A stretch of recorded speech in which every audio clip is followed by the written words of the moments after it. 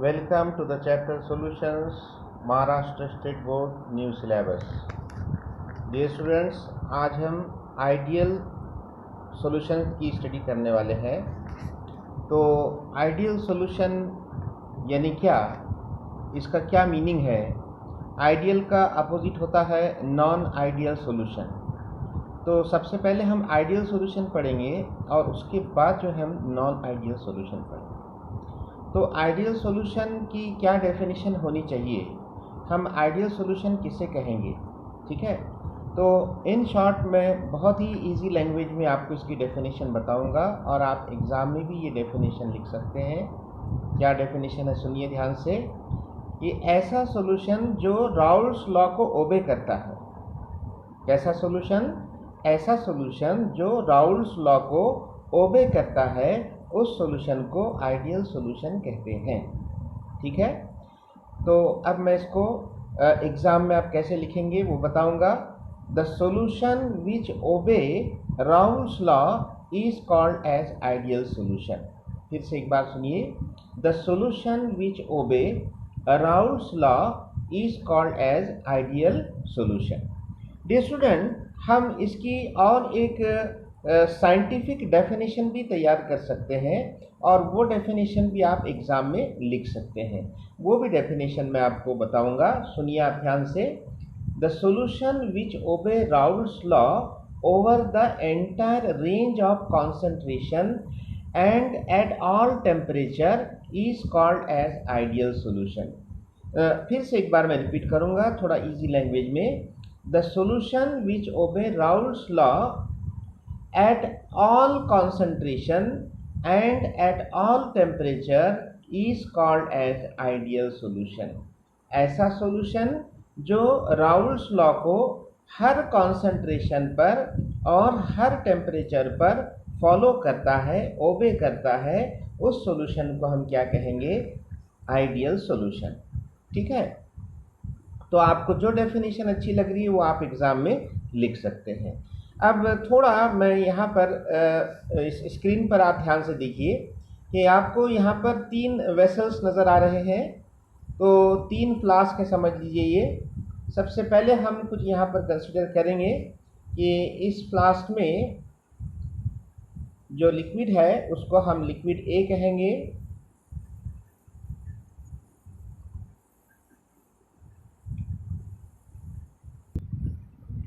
तो एक बीकर में, एक फ्लास्क में लिक्विड है जिसको हमने ए लिक्विड कहा है और दूसरे फ्लास्क में लिक्विड बी है। दोनों भी लिक्विड वोलाटाइल है। तो अब यहाँ पर हम कुछ चीज़ें कंसीडर करने वाले हैं। तो लिक्विड ए का जो वेपर प्रेशर रहेगा उसको हम क्या कहेंगे? उसका सिंबल क्या रहना चाहिए? लिक्विड ए जो कि प्योर लिक्विड है, इसलिए उसको हम Pa0 कहेंगे, ठीक है? और लिक्विड बी वो भी प्योर है, इसलिए उसका भी वेपर प्रेशर Pb0 कहेंगे, ठीक है? तो ये 2 प्योर लिक्विड है बच्चों, लिक्विड ए और लिक्विड बी दोनों भी प्योर है और दोनों का वेपर प्रेशर Pa0 और Pb0। समझ में आ रहा है आपको? अब ये दोनों लिक्विड को हम जो है मिक्स करने वाले हैं। इनको हम मिक्स करने वाले हैं और मिक्स करने के बाद हमको ये सॉल्यूशन मिलने वाला है। ये हमको सॉल्यूशन मिल गया, ठीक है? तो अब इस सॉल्यूशन को हमको ये डिसाइड करना है कि ये जो सॉल्यूशन है ये आइडियल सॉल्यूशन है या नहीं है, ये हमको डिसाइड करना है। तो अब और कुछ चीज़ें हम यहाँ पर इस सॉल्यूशन के ताल्लुक से कंसिडर करने वाले हैं कि सबसे पहले तो हम ये डिसाइड करेंगे कि इस सॉल्यूशन का प्रेशर, जिसका सिंबल क्या है? P बोलेंगे, ठीक है? तो P, इस सॉल्यूशन का जो प्रेशर होगा उसे हम P इस सिंबल से लिखेंगे, यानी total pressure. P is equal to क्या होगा बच्चों? Pa यानी partial vapour pressure of A plus Pb, यानी क्या? Partial vapour pressure of B, liquid B. ये दोनों पार्शियल प्रेशर को जमा करने के बाद हमको टोटल वेपर प्रेशर मिलेगा सॉल्यूशन का, जिसको हम P लिख रहे हैं। लेकिन अब PA और PB कैसे मालूम करेंगे हम? PA के लिए हमारे पास क्या इक्वेशन है? PA यानी क्या हुआ? Partial vapour pressure of A, liquid A is equal to क्या लिखेंगे बोलिए? PA0 into XA according to which law? According to Raoult's law, ये हमने लिखा है। ठीक है, ऐसे ही हम PB के लिए भी लिखेंगे। PB का मीनिंग क्या है? Partial vapour pressure of liquid B is equal to PB0 into XB यानी मोल फ्रैक्शन ऑफ B। ठीक है, तो अब ये दोनों वैल्यूज हम इस इक्वेशन में रखेंगे तो हमको क्या मिलेगा? P is equal to PA की वैल्यू क्या रखेंगे बच्चों? PA0 into XA plus PB की वैल्यू क्या रखेंगे? PB0 into XB। ओके, तो अब मैं यहाँ पर आपको क्या बताना चाह रहा हूँ कि आप ये इस सिंबल को देखो बच्चों, इज इक्वल टू यानी P का मतलब है प्रेशर ऑफ आइडियल सॉल्यूशन। ये इक्वल है किसके? PA0 into XA plus PB0 into XB। तो आइडियल सॉल्यूशन पहचानने के लिए ये हमारे पास एक बहुत अहम यानी एक कैरेक्टरिस्टिक्स है कि जो टोटल प्रेशर होता है ये इक्वल होता है। वैसे ही यहाँ भी PA ये पार्शियल वेपर प्रेशर भी ये इक्वल है, ये भी इक्वल है, ये भी इक्वल है और ये भी इक्वल है। तो जब ये इक्वल रहेगा, जब इक्वल का सिंबल आपको दिखेगा, उस वक्त हम क्या बोलेंगे कि ये दिया हुआ सॉल्यूशन जो है आइडियल सॉल्यूशन है, क्योंकि यहाँ पर इक्वल आ रहा है। ठीक है, तो सबसे इम्पॉर्टेंट पॉइंट जो हमको यहाँ पर निकल कर आ रहा है कि आइडियल सॉल्यूशन ये हमेशा राउल्ट लॉ को ओबे करता है at all concentration and at all temperature. अब ऑल कॉन्सेंट्रेशन का मतलब लास्ट टाइम हमने देखा कि मोल फ्रैक्शन हमारा जो है 0 से शुरू होकर कहाँ ख़त्म हुआ था? 1 पर। तो 0 से 1 में जितने भी वैल्यूज आते हैं यानी 0.1, 0.2, 0.3, 0.4 ऐसे करते करते 0.9 और लास्ट में 1, तो ये जितने भी कॉन्सेंट्रेशन है हर कॉन्सेंट्रेशन पर हमारा आइडियल सॉल्यूशन ये राउल्स लॉ को ओबे करेगा। और राउल्स लॉ को ओबे करना मतलब ये इक्वल का सिंबल बच्चों, यानी टोटल वेपर प्रेशर ये जो सॉल्यूशन का होगा इज इक्वल टू द क्या रहेगा? Total vapour pressure of solution is equal to PA plus PB, ये हमेशा रहेगा। What is PA? Partial vapour pressure of component A।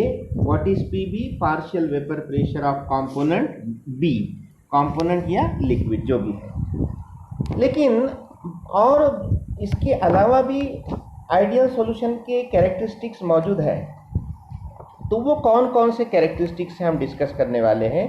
तो सेकंड जो फर्स्ट कैरेक्टरिस्टिक ये तय हो गया कि ideal solution obeys Raoult's law at all concentration and at all temperature. ये आप आपके नोटबुक में लिख लीजिए first point.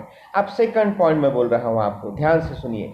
When two liquids are mixed together, कौन से दो लिक्विड? ये जो फ्लास्क A और फ्लास्क B में ये A लिक्विड और B लिक्विड ये दोनों को जब मिक्स किया जाता है आपस में, उस वक्त change in volume should be 0। Volume में जो चेंज रहेगा वो नहीं रहना चाहिए, change in volume should be 0। जब हम दोनों को मिक्स करेंगे तो यहाँ पर चेंज के लिए सिंबल है बच्चों डेल्टा, और वॉल्यूम के लिए क्या है? V, डेल्टा V, और इसके बेस पे हम लिखेंगे मिक्स। यानी जब हम दो लिक्विड को मिक्स करेंगे तो उस वक्त इसके वॉल्यूम में, सॉल्यूशन के वॉल्यूम में कोई भी चेंज नहीं आना चाहिए। यानी यहाँ पर delta V mix is equal to 0 रहना चाहिए। बहुत ही अहम कंडीशन है बच्चों, आइडियल सॉल्यूशन के लिए बताई गई है। सॉल्यूशन के वॉल्यूम में ना तो इंक्रीज होना चाहिए ना तो डिक्रीज होना चाहिए, वॉल्यूम ना तो बढ़ना चाहिए और ना ही घटना चाहिए। मैं एक एग्जांपल आपको यहाँ पर देना चाहूँगा, आप ध्यान से सुनिए। सपोज यहाँ पर हमने बेंजीन लिया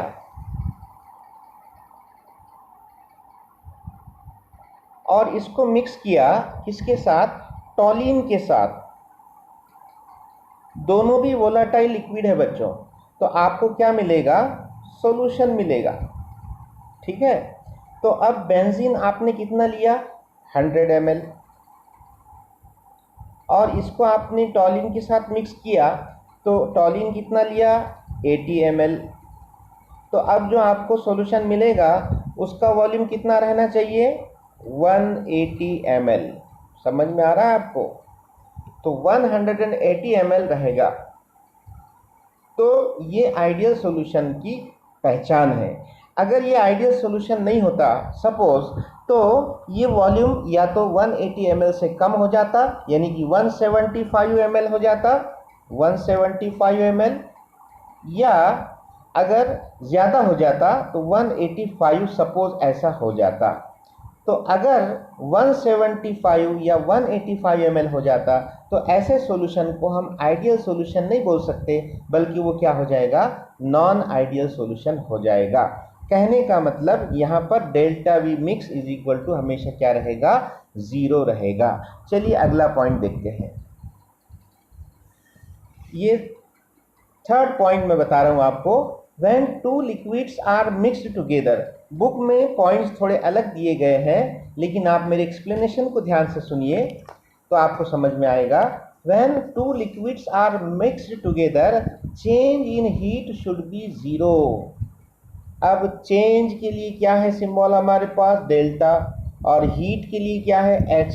तो चेंज इन हीट कब, दो लिक्विड को मिक्स करने के बाद, यानी delta H mix is equal to कितना रहना चाहिए, 0 रहना चाहिए। यानी कोई भी हीट में चेंज नहीं आना चाहिए, ना तो हीट बाहर निकलना चाहिए और ना ही हीट एब्जॉर्ब होना चाहिए।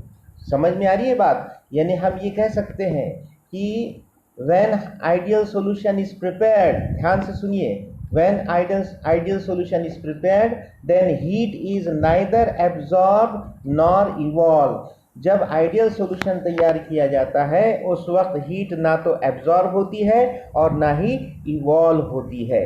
समझ में आ रही है बात। यानी delta H mix is equal to 0। ये हो गई हमारी तीसरी कंडीशन, काय के लिए, आइडियल सॉल्यूशन के लिए।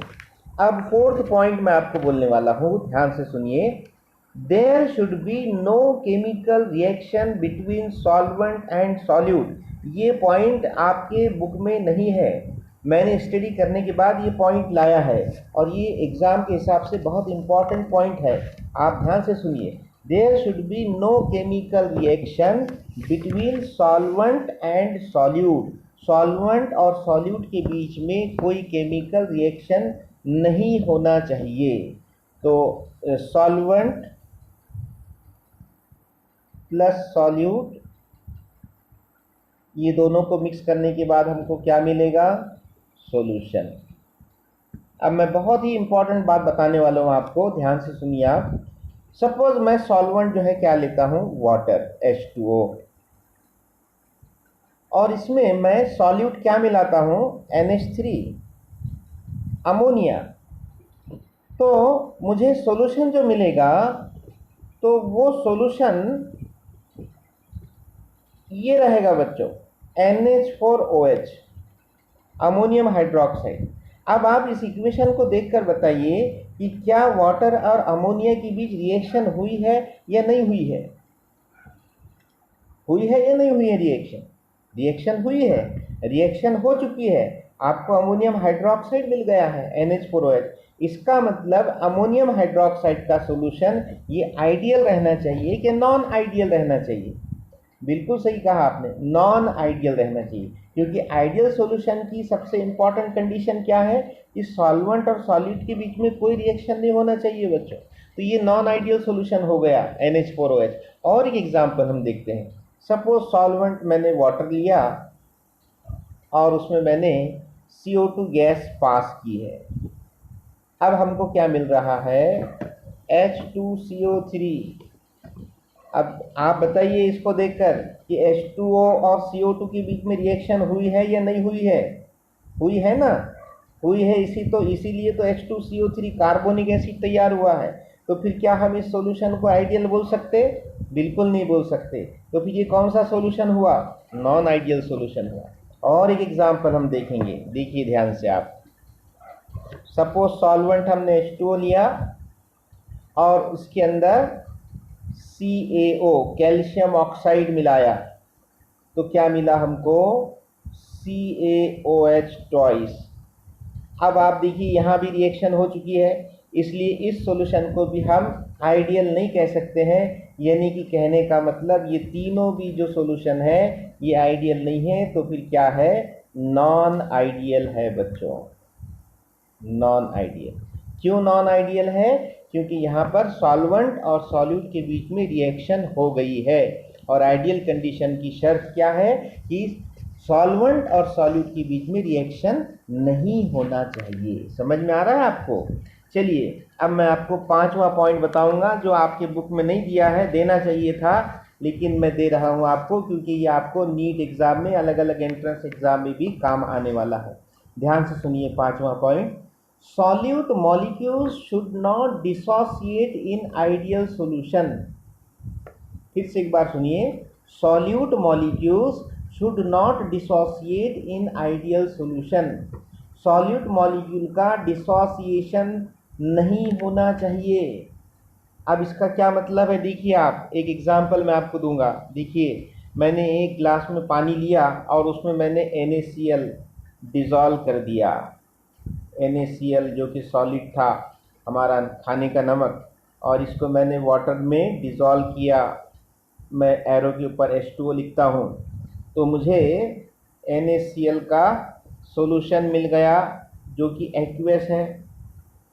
लेकिन इस सॉल्यूशन के अंदर NaCl का बच्चों डिसोसिएशन हो गया। डिसोसिएशन का मतलब क्या है? सेपरेट होना, एक दूसरे से अलग होना। तो यहाँ पर आयंस तैयार होंगे बच्चों, Na positive plus Cl negative. तो यहाँ पर डिसोसिएशन हो रहा है। और आइडियल सॉल्यूशन की शर्त क्या रखी हुई है कि डिसोसिएशन नहीं होना चाहिए। तो फिर हम नमक के सॉल्यूशन को आइडियल सॉल्यूशन बोल सकते हैं क्या? हाँ, नहीं बोल सकते हैं, बिल्कुल सही है। इसको बिल्कुल हम आइडियल सॉल्यूशन नहीं बोलेंगे, बल्कि हम क्या बोलेंगे? इसे नॉन आइडियल सॉल्यूशन। चलिए मैं और एक एग्जांपल आपको बताता हूं, ध्यान से देखिए आप इधर। सपोज मैंने H2SO4 सल्फ्यूरिक एसिड, इसको वाटर में डिसॉल्व किया, वाटर में डाला है। H2SO4 वाटर में मैंने डाला है, तो अब हमको H2SO4 का सॉल्यूशन मिलेगा, लेकिन वाटर में डालकर। तो अब वाटर में H2SO4 जब जाएगा तो यहाँ पर उसका डिसोसिएशन होगा, 2H positive plus SO4, 2 negative ions मिलने वाले हैं बच्चों। ठीक है, तो फिर क्या H2SO4 के सॉल्यूशन को हम आइडियल सॉल्यूशन बोल सकते हैं क्या? बिल्कुल नहीं बोल सकते, ये भी नॉन आइडियल सॉल्यूशन। तो ये सब जो है नॉन आइडियल सॉल्यूशंस मैं आपको बता रहा हूँ। चलिए अब 6th वाला पॉइंट, जो 6th कंडीशन है, वो मैं आपको बताऊंगा। आप ध्यान से सुनिए और आपकी नोटबुक में लिख लीजिए। Solute molecules should not associate in ideal solution. क्या मतलब है? सॉल्यूट मॉलिक्यूल ये आपस में एक दूसरे से जुड़ना नहीं चाहिए। फिर से एक बार मैं बोलूँगा, सुनिए गौर से। Solute molecules should not associate in ideal solution. तो आइडियल सॉल्यूशन में सॉल्यूट के मॉलिक्यूल्स आपस में जुड़ना नहीं चाहिए। मैं एक एग्जांपल यहाँ पर आपको बताऊंगा, देखिए आप ध्यान से।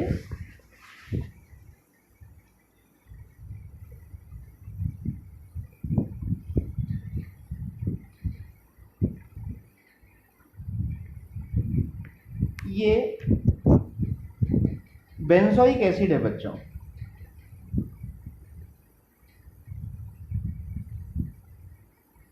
और इसको मैंने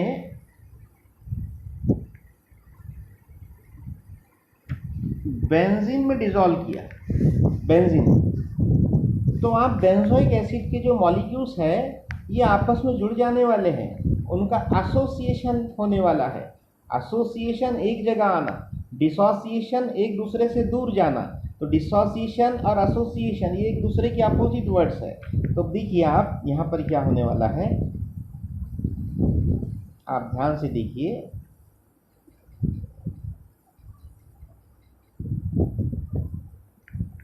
C डबल बॉन्ड O और OH में नीचे लिख देता हूँ यहाँ पर, ये इस तरह से। और जो दूसरा मॉलिक्यूल है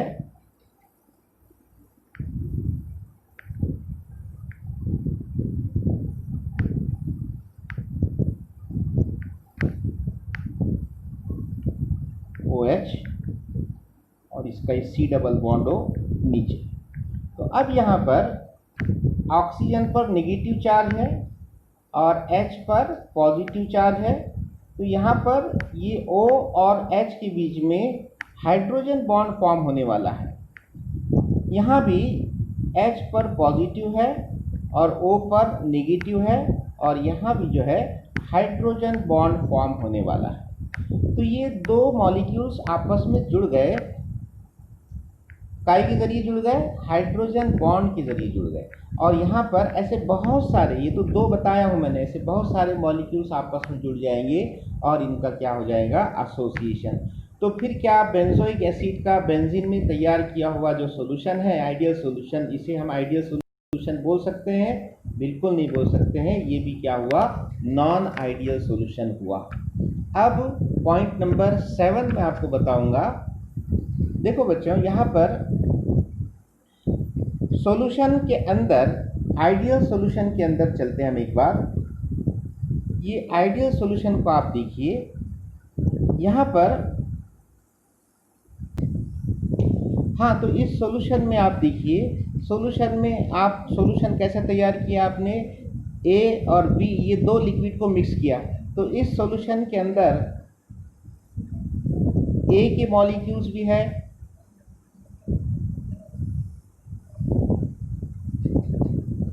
A के मॉलिक्यूल्स है, B के मॉलिक्यूल्स भी है, ओके, A के मॉलिक्यूल्स भी है और B के मॉलिक्यूल्स भी। तो A के मॉलिक्यूल भी बहुत सारे हैं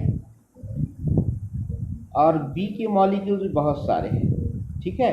तो ये जो मॉलिक्यूल्स हैं इनके बीच बच्चों इंटरेक्शन होने वाला है।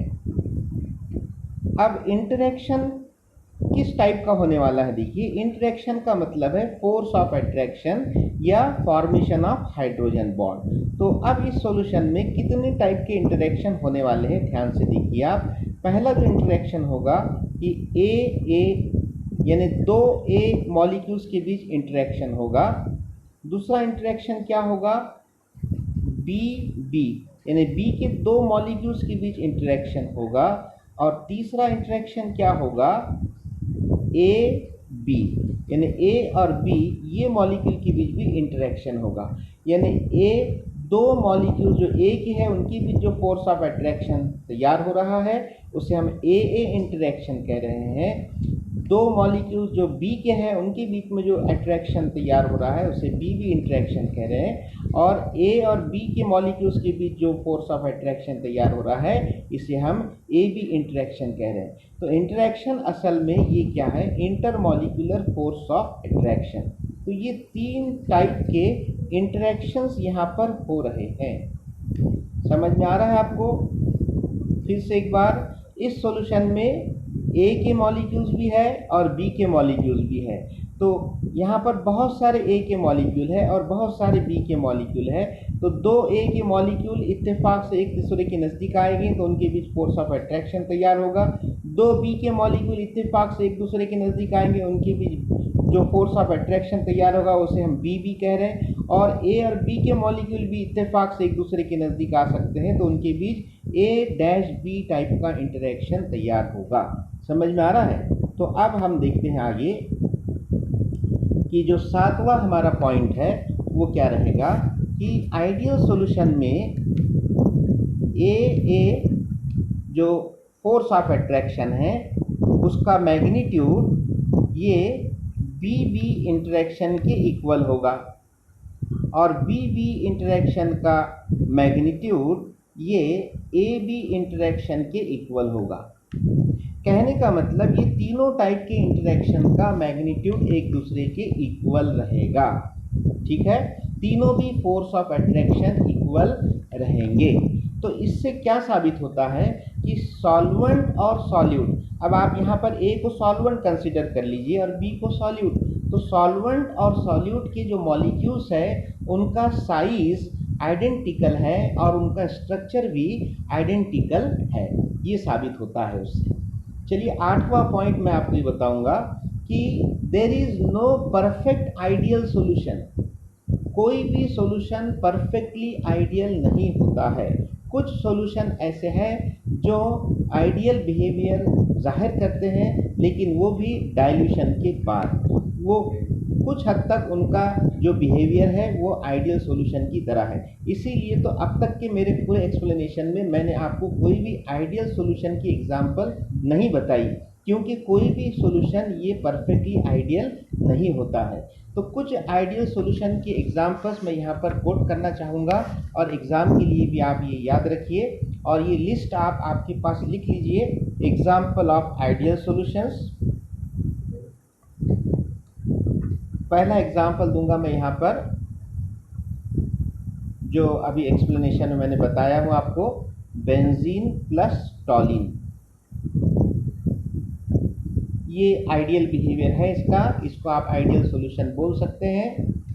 सेकंड एग्जाम्पल है carbon tetrachloride CCl4 plus silicon tetrachloride SiCl4। तीसरा मिक्सचर जो रहेगा N-हेक्सेन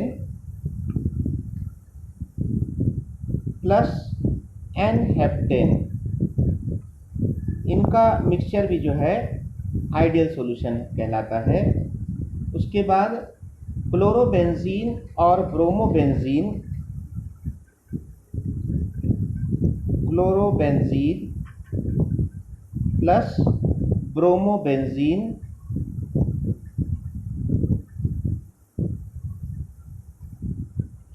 फिफ्थ एग्जाम्पल है ethyl chloride and ethyl bromide, ethyl chloride plus ethyl bromide.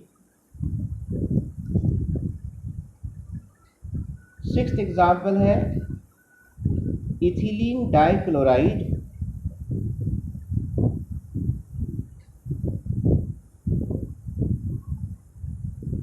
Plus ethylene dibromide.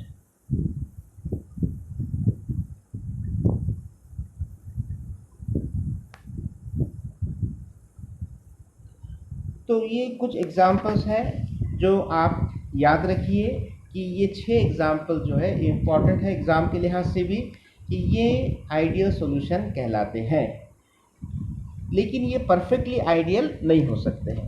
तो डियर स्टूडेंट, आज के लिए इतना ही, और नेक्स्ट लेक्चर में हम जो है नॉन आइडियल सॉल्यूशन की कैरेक्टरिस्टिक्स पढ़ने वाले हैं। और नॉन आइडियल सॉल्यूशन पढ़ना इतना हार्ड नहीं रहेगा, क्योंकि अगर आपको आइडियल सॉल्यूशन अच्छी तरह समझ में आ गया है तो नॉन आइडियल सॉल्यूशन के जितने भी पॉइंट्स तैयार होंगे वो सब आइडियल सॉल्यूशन के अपोजिट रहेंगे। ओके, समझ में आ गया आपको? और आप इसको वीडियो को पॉज करके बार बार देखिए और इसके नोट्स तैयार कीजिए। तब तक के लिए thank you very much, good bye.